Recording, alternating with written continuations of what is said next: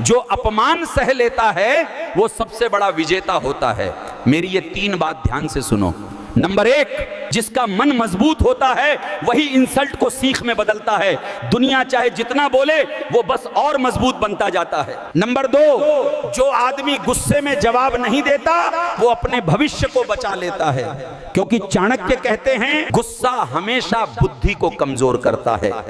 Number 3, अपमान सहकर भी जो आगे बढ़ता है किस्मत खुद उसके कदमों में झुक जाती है। ऐसे लोग हारते कभी नहीं, बस जीतने का सही समय चुनते हैं।